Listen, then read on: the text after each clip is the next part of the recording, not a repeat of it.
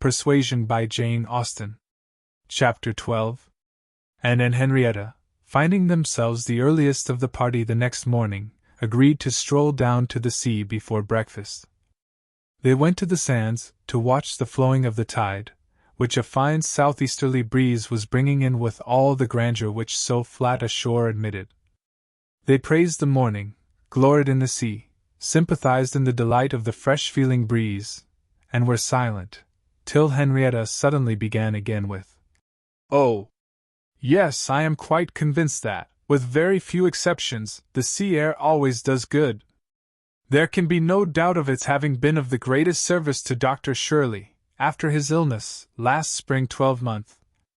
He declares himself, that coming to Lyme for a month, did him more good than all the medicine he took, and that being by the sea, always makes him feel young again. Now I cannot help thinking it a pity that he does not live entirely by the sea. I do think he had better leave Uppercross entirely, and fix at Lyme. Do not you, Anne? Do not you agree with me, that it is the best thing he could do, both for himself and Mrs. Shirley?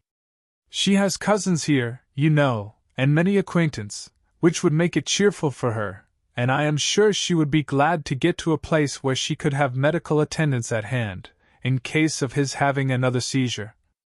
Indeed, I think it quite melancholy to have such excellent people as Dr. and Mrs. Shirley, who have been doing good all their lives, wearing out their last days in a place like Uppercross, where, excepting our family, they seem shut out from all the world. I wish his friends would propose it to him. I really think they ought. And as to procuring a dispensation, there could be no difficulty at his time of life, and with his character. My only doubt is, whether anything could persuade him to leave his parish. He is so very strict and scrupulous in his notions, over-scrupulous I must say. Do not you think, and it is being over-scrupulous? Do not you think it is quite a mistaken point of conscience, when a clergyman sacrifices his health for the sake of duties, which may be just as well performed by another person? And at Lyme too, only 17 miles off, he would be near enough to hear, if people thought there was anything to complain of. And smiled more than once to herself during this speech, and entered into the subject, as ready to do good by entering into the feelings of a young lady as of a young man, though here it was good of a lower standard, for what could be offered but general acquiescence? She said all that was reasonable and proper on the business, felt the claims of Dr. Shirley to repose as she ought, saw how very desirable it was that he should have some active, respectable young man, as a resident curate, and was even courteous enough to hint at the advantage of such resident curates being married. I wish, said Henrietta, very well pleased with her companion, I wish Lady Russell lived at Uppercross, and were intimate with Dr. Shirley. I have always heard of Lady Russell as a woman of the greatest influence with everybody. I always look upon her as able to persuade a person to anything. I am afraid of her, as I have told you before, quite afraid of her, because she is so very clever, but I respect her amazingly, and wish we had such a neighbor at Uppercross. And was amused by Henrietta's manner of being grateful, and amused also that the course of events and the new interests of Henrietta's views should have placed her friend at all in favor with any of the Musgrove family. She had only time, however, for a general answer, and a wish that such another woman were at Uppercross, before all subjects suddenly ceased, on seeing Louisa and Captain Wentworth coming towards them. They came also for a stroll till breakfast was likely to be ready, but Louisa, recollecting, immediately afterwards, that she had something to procure at a shop, invited them all to go back with her into the town. They were all at her disposal. When they came to the steps, leading upwards from the beach, a gentleman, at the same moment preparing to come down, politely drew back, and stopped to give them way. They ascended and passed him, and as they passed, Anne's face caught his eye, and he looked at her with a degree of earnest admiration, which she could not be insensible of. She was looking remarkably well, her very regular, very pretty features, having the bloom and freshness of youth restored by the fine wind which had been blowing on her complexion, and by the animation of eye which it had also produced. It was evident that the gentleman, completely a gentleman in manner, admired her exceedingly. Captain Wentworth looked round at her instantly in a way which shewed his noticing of it. He gave her a momentary glance, a glance of brightness, which seemed to say, "That man is struck with you, and even I, at this moment, see something like an Eliot again." After attending Louisa through her Bucines, and loitering about a little longer, they returned to the inn, and Anne, in passing afterwards quickly from her own chamber to their dining-room, had nearly run against the very same gentleman, as he came out of an adjoining apartment. She had before conjectured him to be a stranger like themselves, and determined that a well-looking groom, who was strolling about near the two inns as they came back, should be his servant. Both master and man being in mourning assisted the idea. It was now proved that he belonged to the same inn as themselves, and this second meeting, short as it was, also proved again by the gentleman's looks that he thought hers very lovely, and by the readiness and propriety of his apologies, that he was a man of exceedingly good manners. He seemed about 30, and though not handsome, had an agreeable person, and felt that she should like to know who he was. They had nearly done breakfast, when the sound of a carriage, almost the first they had heard since entering Lyme, drew half the party to the window. It was a gentleman's carriage, a Crickle, but only coming round from the stable-yard to the front door. Somebody must be going away. It was driven by a servant in mourning. The word Crickle made Charles Musgrove jump up that he might compare it with his own.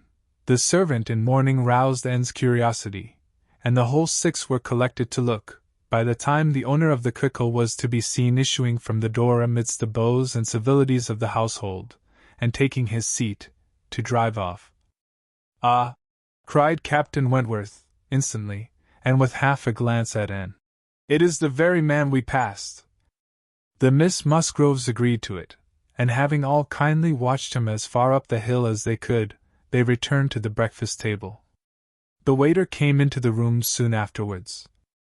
"Pray," said Captain Wentworth, immediately, "can you tell us the name of the gentleman who is just gone away?" "Yes, sir, a Mr. Eliot, a gentleman of large fortune, came in last night from Sidmouth. Dare say you heard the carriage, sir, while you were at dinner, and going on now for Crookherne, in his way to Bath and London." "Eliot!" Many had looked on each other, and many had repeated the name, before all this had been got through, even by the smart rapidity of a waiter. "Bless me!" cried Mary. "It must be our cousin, it must be our Mr. Eliot, it must, indeed. Charles, and must not it? In mourning, you see, just as our Mr. Eliot must be. How very extraordinary! In the very same inn with us! And must not it be our Mr. Eliot? My father's next heir? Pray, sir," turning to the waiter, "did not you hear, did not his servant say whether he belonged to the Kellynch family?" "No, ma'am, he did not mention no particular family, but he said his master was a very rich gentleman, and would be a baronet some day." "There! You see!" cried Mary in an ecstasy. "Just as I said. Heir to Sir Walter Eliot! I was sure that would come out, if it was so. Depend upon it, that is a circumstance which his servants take care to publish, wherever he goes. But, and only conceive how extraordinary! I wish I had looked at him more. I wish we had been aware in time, who it was, that he might have been introduced to us. What a pity that we should not have been introduced to each other. Do you think he had the Eliot countenance? I hardly looked at him, I was looking at the horses. But I think he had something of the Eliot countenance. I wonder the arms did not strike me. Oh! The great coat was hanging over the panel, and hid the arms, so it did, otherwise I am sure I should have observed them, and the livery too. If the servant had not been in mourning, one should have known him by the livery. Putting all these very extraordinary circumstances together," said Captain Wentworth, "we must consider it to be the arrangement of Providence, that you should not be introduced to your cousin." When she could command Mary's attention, and quietly tried to convince her that their father and Mr. Eliot had not, for many years, been on such terms as to make the power of attempting an introduction at all desirable. At the same time, however, it was a secret gratification to herself to have seen her cousin, and to know that the future owner of Kellynch was undoubtedly a gentleman, and had an air of good sense. She would not, upon any account, mention her having met with him the second time. Luckily Mary did not much attend to their having passed close by him in their earlier walk, but she would have felt quite ill-used by Anne's having actually run against him in the passage, and received his very polite excuses, while she had never been near him at all. No, that cousinly little interview must remain a perfect secret. "Of course," said Mary, "you will mention our seeing Mr. Elliot the next time you write to Bath. I think my father certainly ought to hear of it. Do mention all about him." And avoided a direct reply, but It was just the circumstance which she considered as not merely unnecessary to be communicated, but as what ought to be suppressed. The offense which had been given her father, many years back, she knew, Elizabeth's particular share in it she suspected, and that Mr. Elliot's idea always produced irritation in both was beyond a doubt. Mary never wrote to Bath herself. All the toil of keeping up a slow and unsatisfactory correspondence with Elizabeth fell on Anne.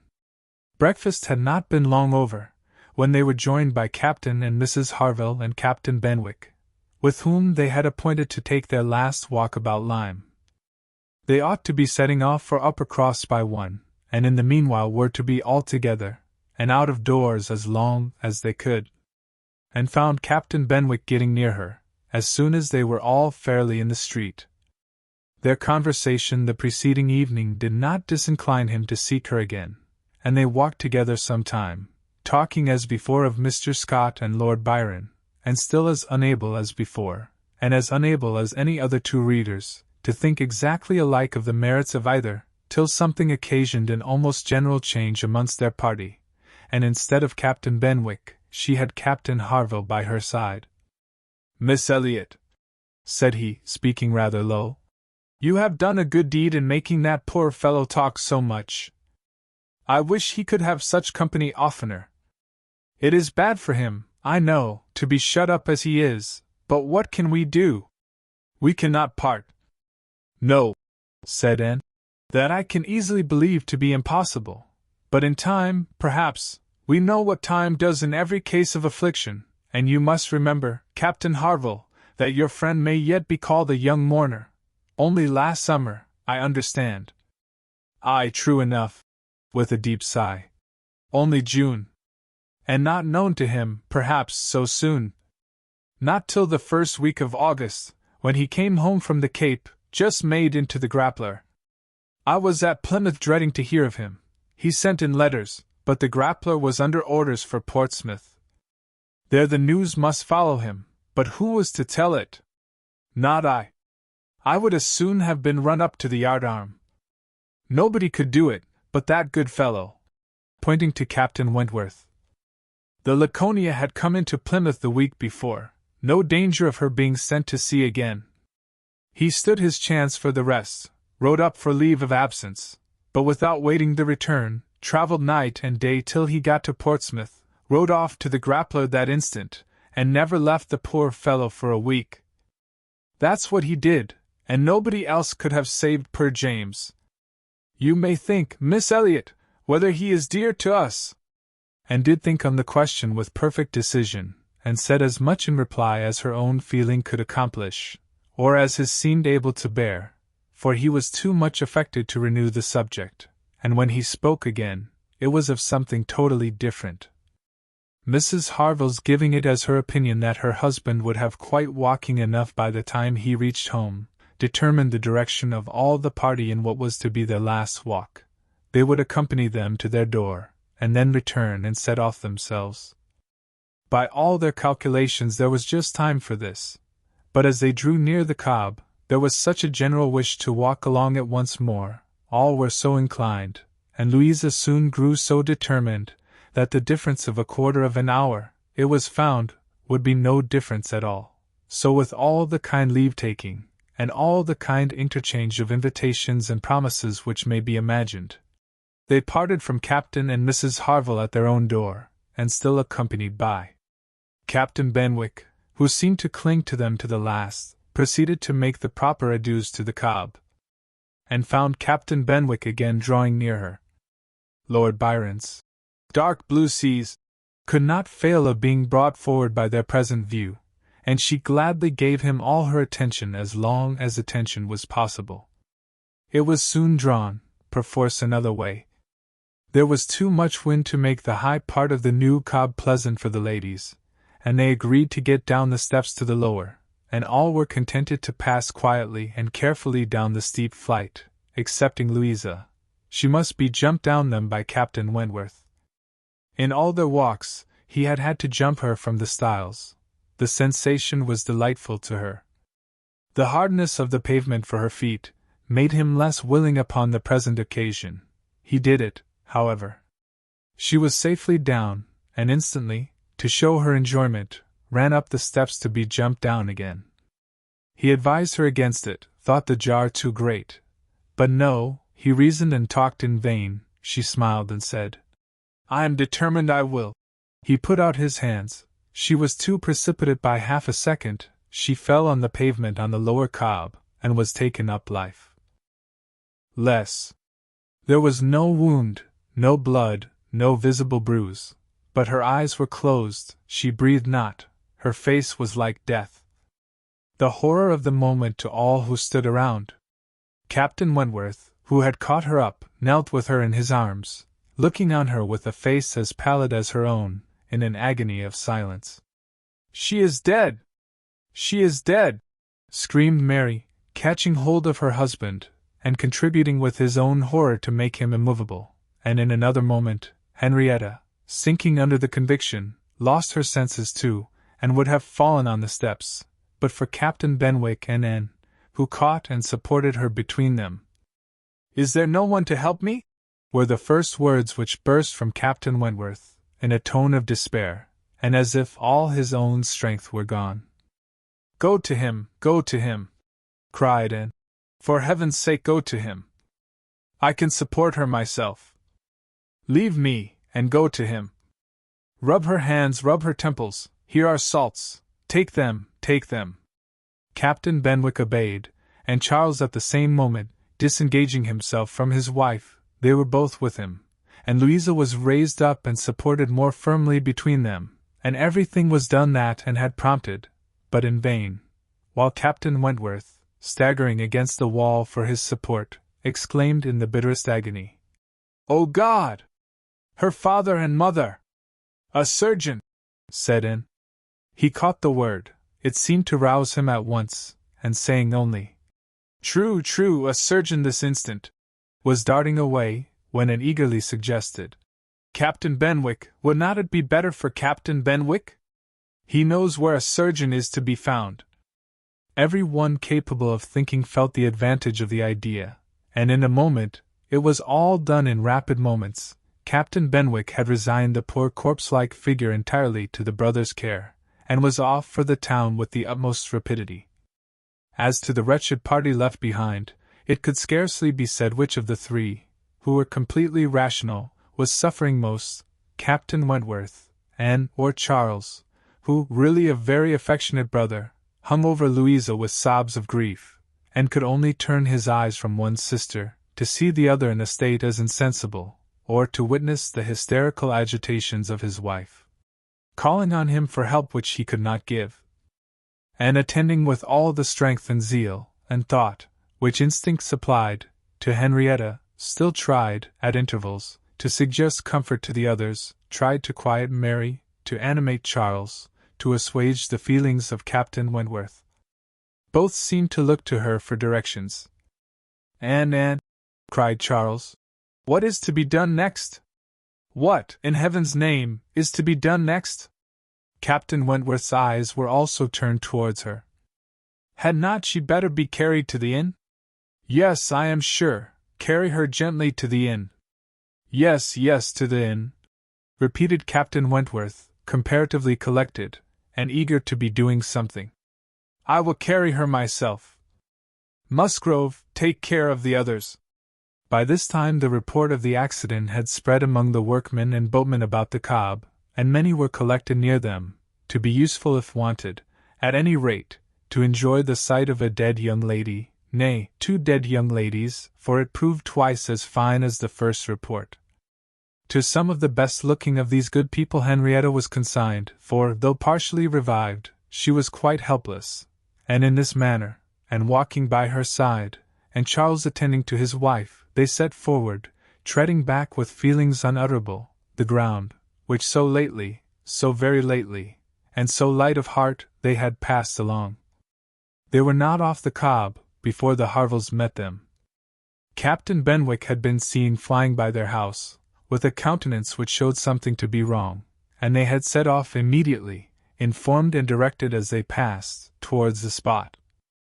Shocked as Captain Harville was, he brought senses and nerves that could be instantly useful, and a look between him and his wife decided what was to be done. She must be taken to their house, all must go to their house, and await the surgeon's arrival there. They would not listen to scruples, he was obeyed, they were all beneath his roof, and while Louisa, under Mrs. Harville's direction, was conveyed upstairs, and given possession of her own bed, assistance, cordials, restoratives were supplied by her husband to all who needed them. Louisa had once opened her eyes, but soon closed them again, without apparent consciousness.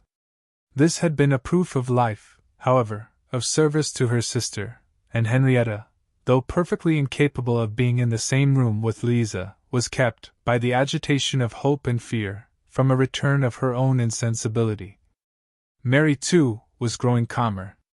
The surgeon was with them almost before it had seemed possible. They were sick with horror, while he examined, but he was not hopeless. The head had received a severe contusion, but he had seen greater injuries recovered from. He was by no means hopeless. He spoke cheerfully.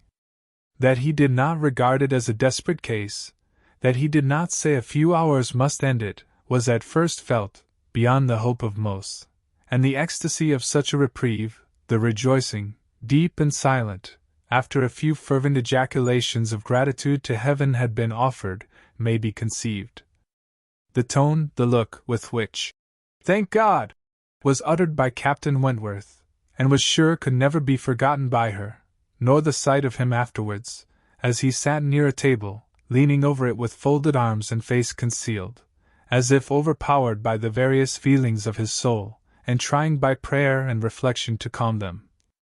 Louisa's limbs had escaped. There was no injury but to the head. It now became necessary for the party to consider what was best to be done, as to their general situation. They were now able to speak to each other and consult. That Louisa must remain where she was, however distressing to her friends to be involving the Harvilles in such trouble, did not admit a doubt. Her removal was impossible. The Harvilles silenced all scruples, and, as much as they could, all gratitude. They had looked forward and arranged everything before the others began to reflect. Captain Benwick must give up his room to them, and get another bed elsewhere, and the whole was settled. They were only concerned that the house could accommodate no more, and yet perhaps, by putting the children away in the maid's room, or swinging a cot somewhere, they could hardly bear to think of not finding room for 2 or 3 besides, supposing they might wish to stay, though, with regard to any attendance on Miss Musgrove, there need not be the least uneasiness in leaving her to Mrs. Harville's care entirely. Mrs. Harville was a very experienced nurse, and her nursery maid, who had lived with her long, and gone about with her everywhere, was just such another. Between these two, she could want no possible attendance by day or night. And all this was said with a truth and sincerity of feeling irresistible. Charles, Henrietta, and Captain Wentworth were the 3 in consultation, and for a little while it was only an interchange of perplexity and terror. Uppercross, the necessity of someone's going to Uppercross, the news to be conveyed, how it could be broken to Mr. and Mrs. Musgrove, the lateness of the morning, an hour already gone since they ought to have been off, the impossibility of being in tolerable time. At first they were capable of nothing more to the purpose than such exclamations, but, after a while, Captain Wentworth, exerting himself, said, "We must be decided, and without the loss of another minute. Every minute is valuable. Someone must resolve on being off for Uppercross instantly. Musgrove, either you or I must go." Charles agreed, but declared his resolution of not going away. He would be as little encumbrance as possible to Captain and Mrs. Harville, but as to leaving his sister in such a state, he neither ought nor would. So far it was decided, and Henrietta at first declared the same. She, however, was soon persuaded to think differently. The usefulness of her staying. She who had not been able to remain in Louisa's room, or to look at her, without sufferings which made her worse than helpless. She was forced to acknowledge that she could do no good, yet was still unwilling to be away, till, touched by the thought of her father and mother, she gave it up. She consented, she was anxious to be at home. The plan had reached this point, when Anne, coming quietly down from Louisa's room, could not but hear what followed, for the parlor door was open. "Then it is settled, Musgrove," cried Captain Wentworth, "that you stay, and that I take care of your sister home. But as to the rest, as to the others, if one stays to assist Mrs. Harville, I think it need be only one.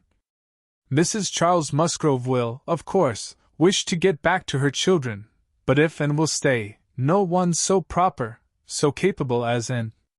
She paused a moment to recover from the emotion of hearing herself so spoken of. The other two warmly agreed with what he said, and she then appeared. "You will stay, I am sure, you will stay and nurse her," cried he, turning to her and speaking with a glow, and yet a gentleness, which seemed almost restoring the past. She colored deeply, and he recollected himself and moved away. She expressed herself most willing, ready, happy to remain. It was what she had been thinking of, and wishing to be allowed to do. A bed on the floor in Louisa's room would be sufficient for her, if Mrs. Harville would but think so. One thing more, and all seemed arranged.